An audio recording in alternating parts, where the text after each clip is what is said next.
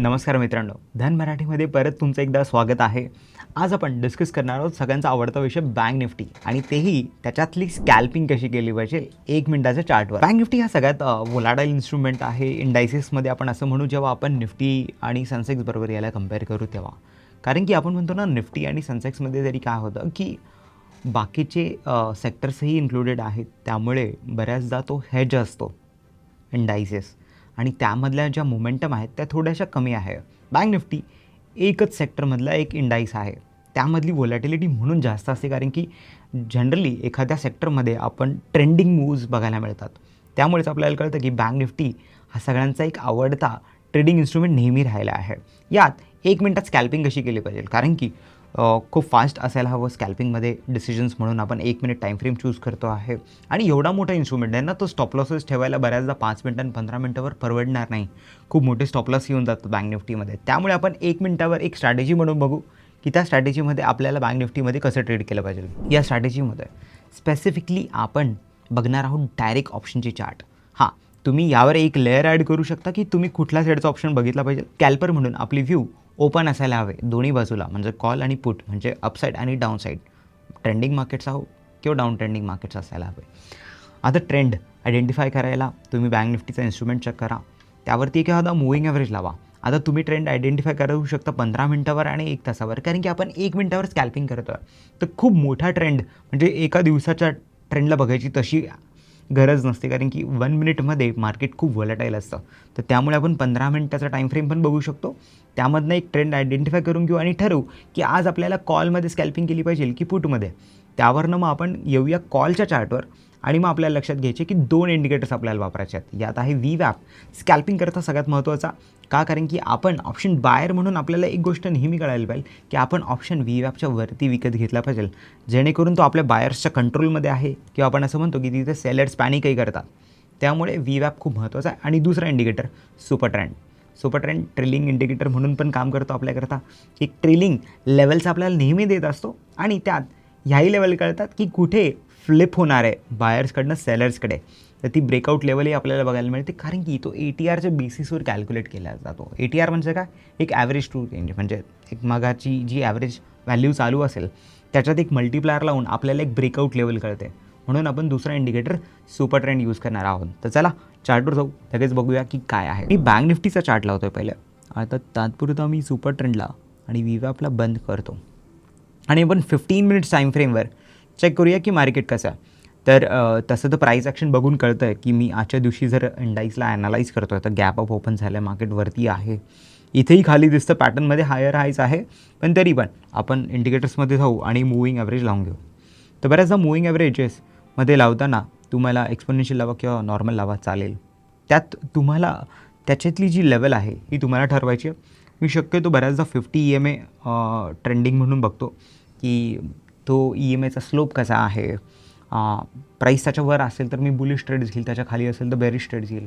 50 EMA मी early 15 minutes daily यावर aggressively वापरतो. तुम्ही जर 100-200 वापरत असाल तर तोही बघा. आता इथे 15 EMAवर खूप क्लिअरली कळतं की आजच्या दिवशी प्राइजेस वरती होत्या. पहिल्या 15 मिनिटानंतर बघू तर प्राईस साधारण 54,900 म्हणजे 55,000च्या आसपास होती. 55,000चा ऑप्शनचा चार्ट लावूया, कारण की जेव्हा केव्हा आपल्याला स्कॅल्पिंग करायची असते ना, तर सगळ्यात महत्त्वाचं असतं आपला ऑप्शनचा चार्ट.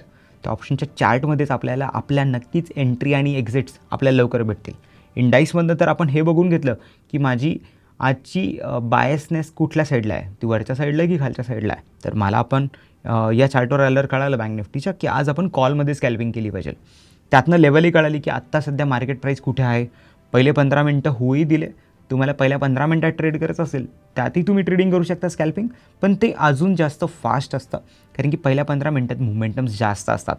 तुम्ही पहिल्या 15 मिनटाची ही जरी आजची जरी कॅन्डल बघितली ना, तर बघा कॅन्डलचा लो आहे 54,600, 590 आहे, 600 पकडूया, आणि हा आहे 54,970, म्हणजे त्याला 55,000 पकडूया. ऑलमोस्ट 400 पॉईंटची कॅन्डल आहे, म्हणजे 1% मोमेंटम आपण असं म्हणू शकतो. 1% बँक निफ्टी आली पहिल्या 15 मिनटात. ठीक आहे, आपण बघूया की कुठल्या वेळेस आपल्याकडे अपॉर्च्युनिटी. सकाळपासून सुरुवात करू की आजच्या दिवशी 1 मिनिटाच्या टाईम फ्रेमवर, आणि मी समजा 55,000 ही स्ट्राईक प्राईस बघतो आहे, तर माझ्याकडे स्कॅल्पिंगला कुठे आणि किती वेळा अपॉर्च्युनिटी झाली आहे. तर मी जातो आणि इथे आता पहिले आपण बँक निफ्टीमध्ये 55,000चा कॉल लावूया. ही उद्याची एक्सपायरी आहे, मी ती बघितली. याला 1 मिनिट करून घेतो आणि 1 मिनिट नंतर मी इंडिकेटर्समध्ये जाऊन, चला तुम्हाला इंडिकेटर लावूनच दाखवतो. पहिला इंडिकेटर आपण लावणार आहोत. आता आपण EMIला बंद करूया, कारण की आपल्याला आता EMI नाही बघायचं. आता आपण पहिला इंडिकेटर लावू, तो आहे VWAP. का? कारण की आपण ऑप्शन बायर आहोत, तर आपल्याला असायला हवं की प्राईज VWAPच्या वर पाहिजे आपल्याला. तर मी VWAP लावला आहे 55,000च्या कॉलवर. ओके, मी चार्ट पूर्ण आता केला आहे. हां, आज प्राईस इथनं चालू झाली आणि ही ब्लू लाईन म्हणजे VWAP आहे. दुसरा इंडिकेटर आपल्याला लावायचा आहे, तो सुपर ट्रेंड आहे. सुपर ट्रेंडला जाऊ. तो नॉर्मल लावला आहे, पण सुपर ट्रेंडच्या सेटिंग्स थोड्याशा बदलायला लागतील, कारण की स्कॅल्पिंगसाठी 1 मिनिटवर आपल्याला थोडंसं ॲग्रेसिव्ह सेटिंग्स लागतील. त्यामुळे आपण ही जी लेंथ आहे हिला 7 करू आणि जो फॅक्टर आहे हा 2 ठेवूया. तर लक्षात ठेवा, स्कॅल्पिंग 1 मिनिट टाईम फ्रेमवर आपण या स्ट्रॅटेजीमध्ये 7-2 अशा सेटिंग सुपर ट्रेंडला यूज करतो आहे. ओके करू आणि आता चेक करू की काय. तर सकाळी तर बघा, जेव्हा मार्केट ओपन झालं तर कालपासूनच हा कॉल ऑप्शन बायमध्ये आहे सुपर ट्रेंडप्रमाणे. आपण हे बघूया. तर आज जसं आपण आता बघितलं की प्राईस सुपर ट्रेंडच्या ऑलरेडी वरती, म्हणजे मला एंट्री तर तशी सकाळी भेटू शकत नाही, कारण की आपल्या समोर एंट्री नाही आली, एंट्री खूप पूर्वी आली आहे. त्यामुळे याला आपण अवॉइड करूया. बघूया की पहिले परत एकदा त्याला सेल होऊ देऊ. सेल झाल्यानंतर ही जी एंट्री ही आपल्याकरता ॲप्रोप्रिएट ठरू शकते, असं आपण बघू.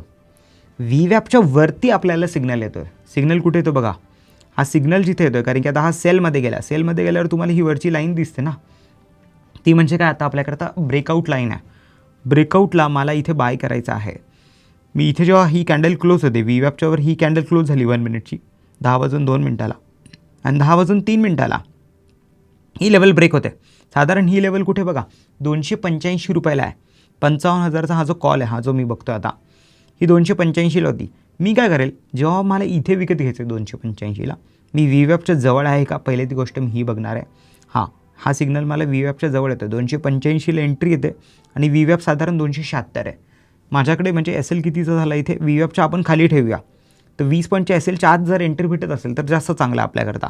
285 ते 265 जरी म्हटलं तरी खूप खाली होतं इथे. VWAPच्या खाली SL आहे आता आपला तात्पुरता, कारण की 20 पॉईंट बँक निफ्टीमध्ये किंवा आपण त्याच्या प्रीमियमवरनं जाऊ. 300 रुपयाचा प्रीमियम आहे तर 30 पॉईंट, 200चं प्रीमियम आहे तर 20 पॉईंट. आता हा 280ला आहे तर 28-30 पॉईंट तेच पकडूया. इथे आपल्याला स्कॅल्पिंगला 1:1, 1:1.5 पर्यंत किंवा 1:2 पर्यंत पण रिवॉर्ड मिळतात. स्कॅल्पिंगमध्ये बऱ्याचदा लोक 1:1.5 या रिस्क रिवॉर्डवर पण काम करतात. इथे बघूया 285ला भेटल्यानंतर बघा हा कितीवर गेला, साधारण पुढच्या 3-1 मिनटात यांनी एक हाय मारला आहे 319 रुपयाचा. तर आपल्याला 285ला एंट्री मिळाली आणि साधारण हाय आपल्याला मिळाला 333 रुपयाचा. तर साधारण 45 रुपये हा ऑलमोस्ट वर आलेला आहे एंट्री प्राईसपासून, स्कॅल्पिंगपासून. आणि जर तुम्ही काही लॉट ट्रेल केले असते तर तो इथे कुठे एक्झिट झाला आहे परत 300ला, म्हणजे 15 रुपये. समजा तुम्ही मल्टिपल लॉट ट्रेड करतात तर तुम्ही तुमच्या रिस्क रिवॉर्डच्या हिशोबाने वरती काही एक्झिट केले, ट्रेलिंग तुम्ही सुपर ट्रेंडलाच ठेवलं तर सुपर ट्रेंडनी पण तुम्हाला 15 पॉईंट तर इथे दिलेच आहेत. परत सेल जनरेट झाला. आपण आपली जो एंट्रीचा रूल आहे तो काय, की आपली एंट्री VWAPच्या वर यायला हवी, कारण की आपण ऑप्शन बाईंग करणार आहोत. तसंच जर तुम्ही ऑप्शन सेलर असाल तर तुम्हाला याला स्कॅल्पिंग करण्यासाठी वाईसवरचा उलटा वापरू शकतात, की हा जो सेल सिग्नल आहे हा तुम्हाला VWAPच्या खाली आला पाहिजे, तेव्हा तुम्ही सेल करू शकता. आता इथे बघूया, इथे परत बाय सिग्नल आला आणि आता येतो आहे 312ला आणि तेव्हा VWAP आहे साधारण 290ला. म्हणजे आता तुमचा 22 पॉईंटचा SL आहे, जो आपण 30 पॉईंटच्या आसपास पकडतो. तर ठीक आहे, 30 पॉईंट जरी पकडला असता तर परत 30 पॉईंट भेटतात आहे का आपण बघूया.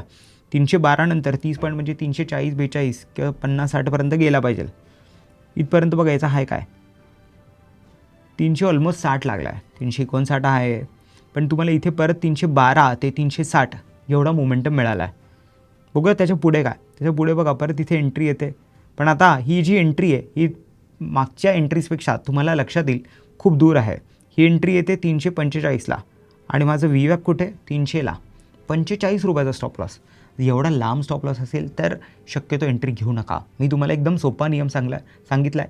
ऑप्शन प्रीमियमच्या 10% हा तुमचा एस एल असू शकतो. 200 रुपयाचा ऑप्शन आहे तर 20 रुपये असेल, 300 रुपयाचा ऑप्शन असेल तर 30 रुपये असेल. इथे आपल्याकडे हा एस एल त्याच्यापेक्षाही जास्त होतो. ऑप्शन बायरनी VWAPच्या खाली एस एल ठेवायला हवा, पण हा VWAPच्या खाली म्हणजे खूपच लांब आहे, म्हणून आता आपण ही एंट्री अवॉइड करूया. बघूया परत VWAPच्या जवळ कुठे एंट्री येत आहे का. ही पण लांब होती 350 आणि हा आहे 307, परत 45 पॉईंटच लांब आहे.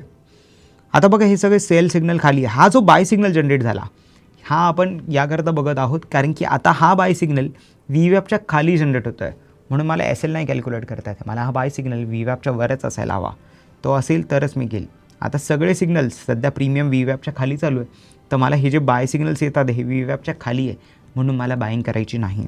आज मला 2दा बाय सिग्नल मिळाला या ट्रेडमध्ये आणि दोन्ही वेळेस मला असं वाटतं माझ्याकडे चांगला प्रॉफिट झाला आहे. पहिल्या वेळेस झाला आपल्याला इथे 285 ते 300, आपण 15 जरी पकडलं तरी 30 पॉईंटचा प्रॉफिट झाला आहे. आणि दुसऱ्या वेळेस 311-12 ते साधारण तो 360पर्यंत गेला होता, पण जरी आपण याच्यात 40 पॉईंट म्हटले तरी आपण दिवसाभरात 2 ट्रेडमध्ये 70 पॉईंट कमवलेत जवळजवळ या ट्रेडमध्ये.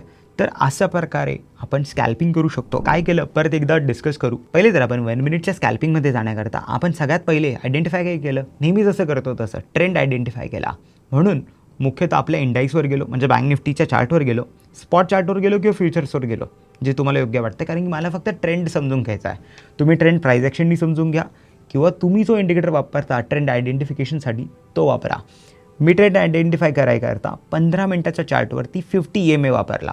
मी बघितलं प्राईस फक्त त्याच्या वर आहे का खाली आहे का, कारण की त्याने मला कळालं की मला कॉलचा चार्ट बघायचा की पुटचा, आणि आज मला कुठल्या साईडला स्कॅल्पिंग करायची आहे.